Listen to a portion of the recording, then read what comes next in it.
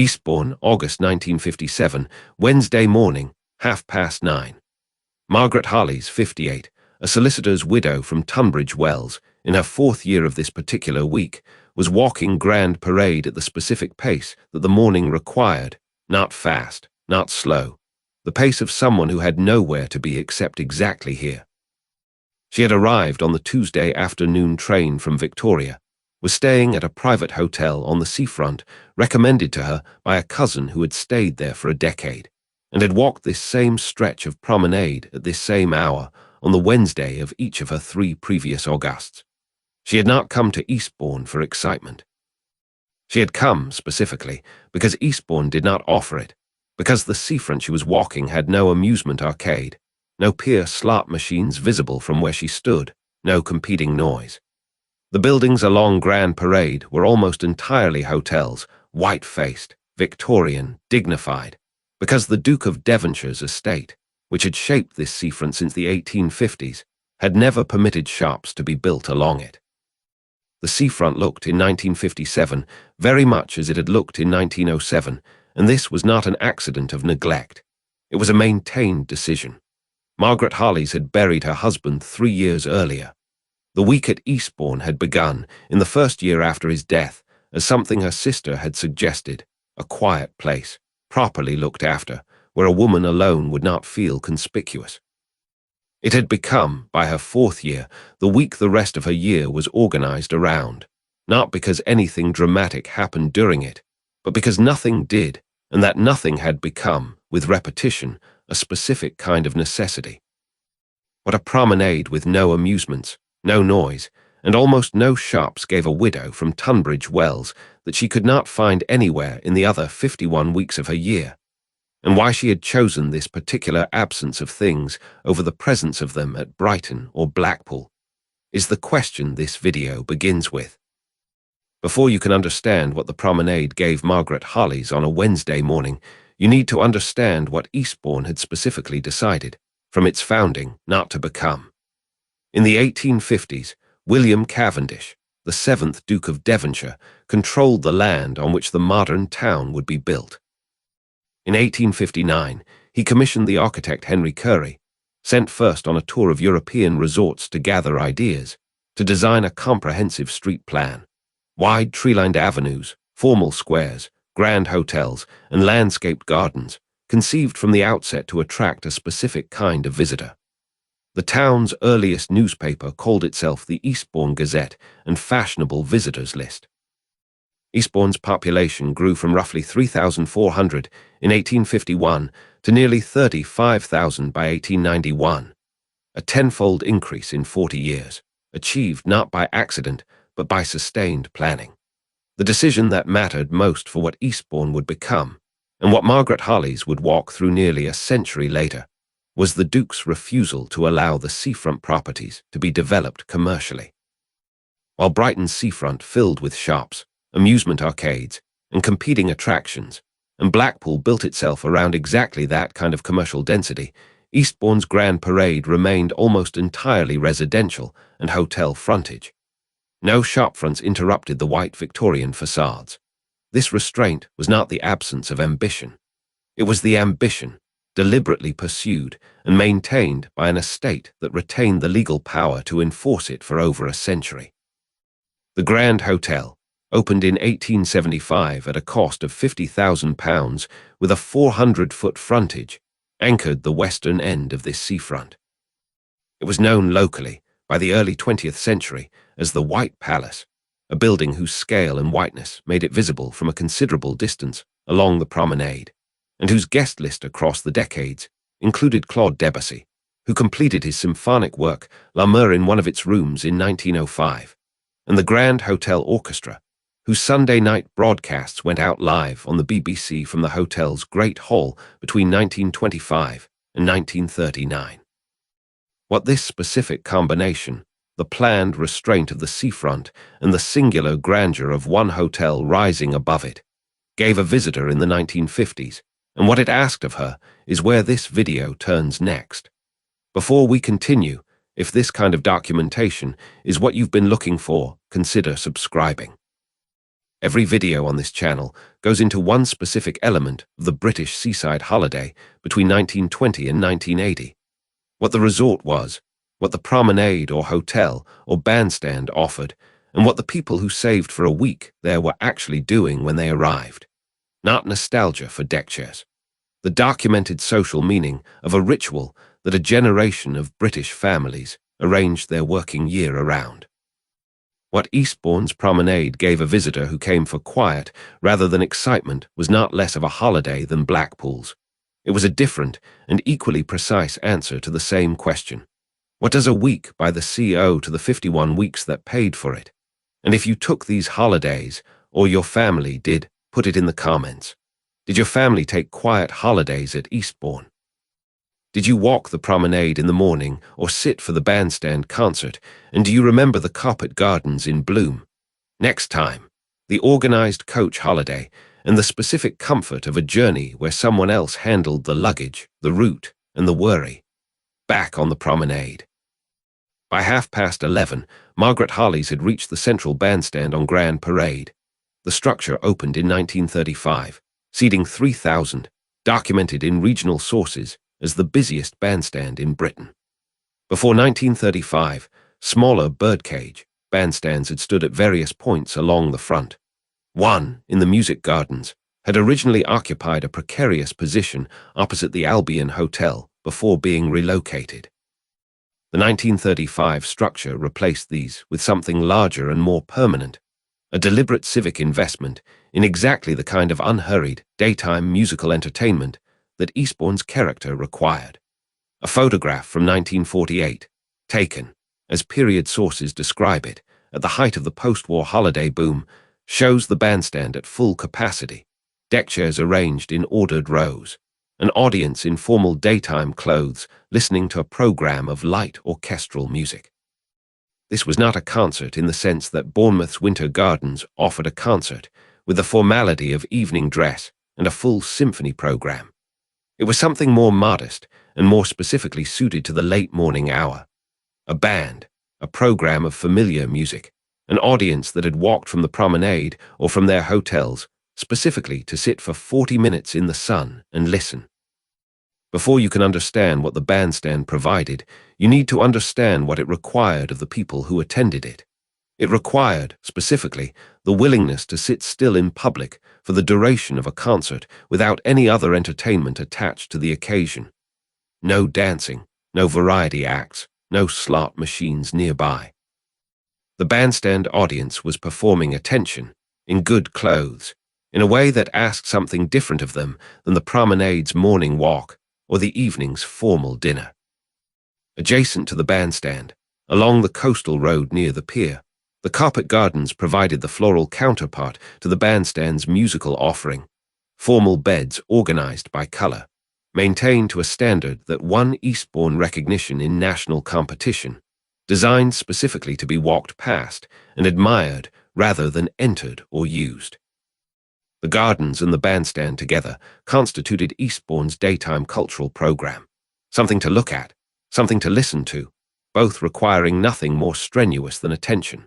What this specific combination of bandstand and garden gave a visitor like Margaret Harley's that the morning promenade walk alone could not, and what it meant that Eastbourne had invested civic resources specifically in things designed to be looked at rather than used, is where this video turns next. Eastbourne Pier was designed by Eugenius Birch, the most prolific pier engineer of the Victorian era, and built between 1866 and 1872, 1,000 feet long, opened formally on 13 June 1870 by Lord Edward Cavendish, though not fully completed until 2 years later. On New Year's Day 1877, a violent storm swept away the entire landward section. It was rebuilt at a higher level, which is why the pier, to this day, carries a distinctive drop partway along its length, a permanent, visible record of the sea's single most decisive intervention in the structure's history. What the pier offered, in its documented original form, was deliberately restrained compared to the entertainment piers of Brighton or Blackpool. Its early attractions consisted of a cafe and a resident brass band. It had a landing stage for pleasure steamers along the coast. A A 400-seat domed pavilion was added in 1888, replaced by a larger 1,000-seat theatre, bar, and camera obscura complex between 1899 and 1901. A music pavilion followed in 1925, seating 900, used first as a ballroom, later converted to other purposes as the century progressed. This sequence of additions is instructive. Eastbourne's pier did grow more elaborate across the decades, adding entertainment that Brighton's piers had offered from the start. But it grew elaborate slowly, and always within the resort's broader character. A 1,000-seat theatre is a serious venue, not a funfair attraction. A camera obscura is a piece of Victorian scientific entertainment, not a slot machine. The pier reflected, in its specific provisions, the same calculated restraint that governed the seafront hotels and the Bandstand. By 1948, the pier had passed from private ownership to the borough of Eastbourne, becoming a municipal asset, consistent with the town's broader pattern of civic investment in its leisure infrastructure, the same pattern that had produced the 1935 Bandstand and maintained the Carpet Gardens. For Margaret Harleys, the pier in the afternoon offered something distinct from the Bandstand's late morning concert and the promenade's continuous morning walk. A specific destination with a specific entertainment provision, walked to deliberately, in the part of the day when the question of what to do with an afternoon required an answer more substantial than simply continuing to walk. What that answer specifically was, and what it meant that even Eastbourne's most entertainment-oriented structure remained, by the standards of Brighton or Blackpool, restrained, is the question this block raises. At 3:30, Margaret Harleys took tea, not in the Grand Hotel, where she was not staying, but in one of the seafront tea rooms that operated, in their documented period format, between the hours when the promenade walk concluded and the question of dinner began to organize the evening. The afternoon tea ritual at a resort like Eastbourne followed a format consistent across the South Coast's refined establishments. A pot of tea, a tiered cake stand, proper china, table service, conducted with the specific attentiveness of staff who understood that this hour mattered to the people who kept it. What afternoon tea provided that the Bandstand and the pier did not was a seated, indoor occasion structured entirely around conversation, or its absence. A woman alone could take tea without the social exposure that an empty seat at the Bandstand or a solitary walk on the pier implied. The tea room understood solitary women in a way that the Bandstand, fundamentally a public spectacle, did not. This mattered specifically to Margaret Harleys and to the documented demographic of visitors like her, a category of holidaymaker for whom Eastbourne's particular social architecture had been calibrated, deliberately or not, across decades of serving exactly this kind of guest. Eastbourne's documented 20th century demographic skewed, notably older, and more often widowed or retired than comparable South Coast resorts, a character that shaped not only who came, but what the town provided for them. The tea room's specific value was its capacity to provide social occasion without social performance. You could sit, observed but not required to be observed, in a room organized around the specific civility of tea service.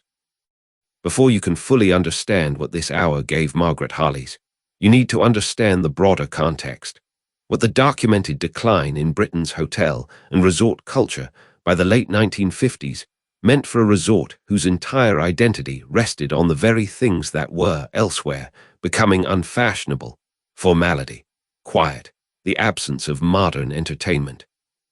Eastbourne's particular insulation from this decline, and the limits of that insulation, is the question this video turns to next. The dining rooms of Eastbourne's seafront hotels in the 1950s operated according to the same calibrated formality that governed the promenade, the Bandstand, and the tea room. Dinner was a dressed occasion. The head waiter, in the documented pattern common to every grand hotel this channel has examined, recognized the returning guest before being asked, though at Eastbourne, recognizing a guest's particular circumstance mattered in a specific way that other resorts' dining rooms did not always require. A solitary woman dining alone needed, specifically, not to be seated in a position that made her solitude conspicuous, and not to be served with the kind of solicitous attention that would draw attention to it either. This was a skill the Eastbourne dining room staff had developed across decades of serving exactly this demographic. The Grand Hotel, for guests who could afford it, offered the most formal version of this provision, a dining room whose scale and history, the Debussy connection, the BBC broadcasts of the 1920s and 1930s, gave dinner there a specific cultural weight that the smaller private hotels along Grand Parade could not match. But Margaret Harley's, staying at a more modest establishment recommended by her cousin, found in her own hotel's dining room the same essential formula at a smaller scale.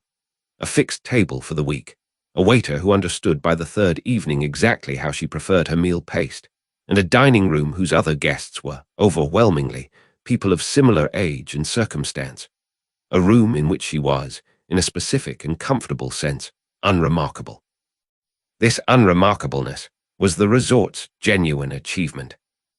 Eastbourne had built, across a century of deliberate planning, the Duke of Devonshire's Covenant, Henry Currie's street plan, the Restraint Pier, the Bandstand calibrated to daytime listening rather than evening dancing, a social environment in which a woman alone, in her late 50s, recently widowed, could spend a week being neither pitied nor ignored, but simply accommodated, exactly as the resort's architecture and social rhythm had been built, gradually and over generations, to accommodate her.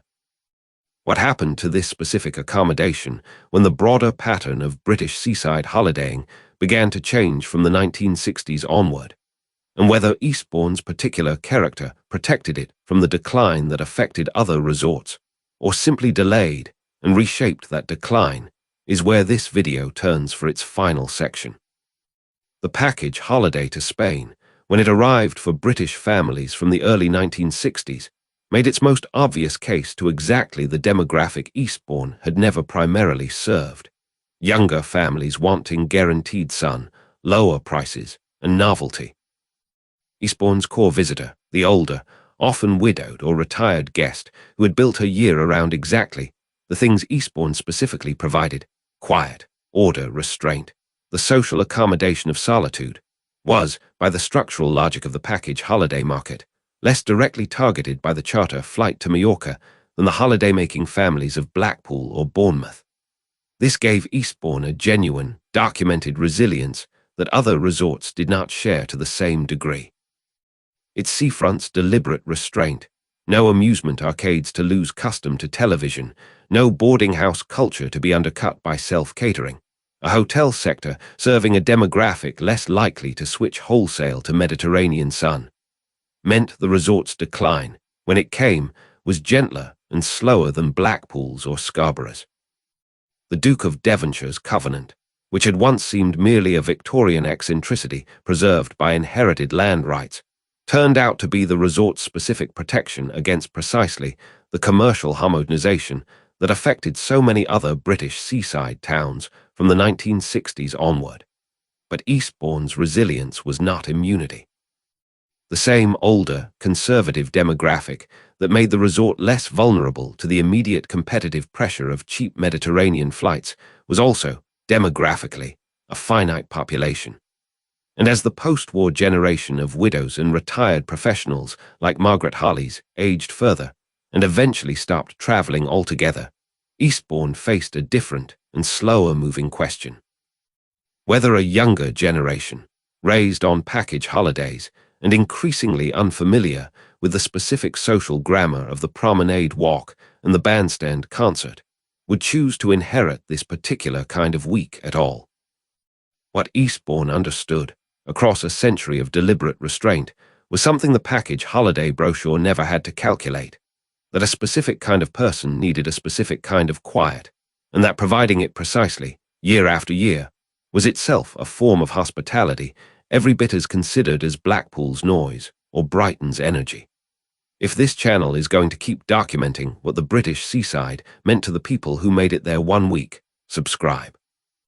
There are more resorts, more hotels, more promenade mornings, and more bandstand concerts that were the quiet center of someone's year, and were never described as such because they didn't need to be. What Eastbourne's promenade gave a visitor who came for quiet rather than excitement was not less of a holiday than Blackpool's. It was a different and equally precise answer to the same question. What does a week by the sea owe to the 51 weeks that paid for it? The package hotel in Spain did not offer this answer. It offered a different one. For Eastbourne's particular visitor, that different answer often took longer to become the obvious choice, and for some, it never quite did. And if you have a memory of Eastbourne, of the Grand Hotel, of the Bandstand, or the Carpet Gardens, of a quiet seafront tea room, put it in the comments. Did your family take quiet holidays at Eastbourne? Did you walk the promenade in the morning or sit for the Bandstand concert, and do you remember the Carpet Gardens in bloom? Next time, the organized coach holiday, and the specific comfort of a journey where someone else handled the luggage, the route, and the worry. Margaret Harley's continued coming to Eastbourne every August through the 1960s. She was, by the standards of the broader British seaside, an increasingly unusual figure, a visitor whose annual return was not a deliberate nostalgic choice against the obvious alternative of Spain, but simply a continuation of something that had never required reconsidering. What Spain would have given her had she gone: guaranteed sun, a lower price, a pool. What it would not have given her: the specific accommodation of a solitary woman in a dining room that had spent decades learning exactly how not to make her solitude conspicuous. The Bandstand at 11:30. The Carpet Gardens in formal bloom. The promenade at the precise, unhurried pace that no other week of her year required or permitted. Eastbourne had known what to do with a widow's Wednesday morning. Mallorca had not been built to ask what a Wednesday morning, walked alone, and exactly right, was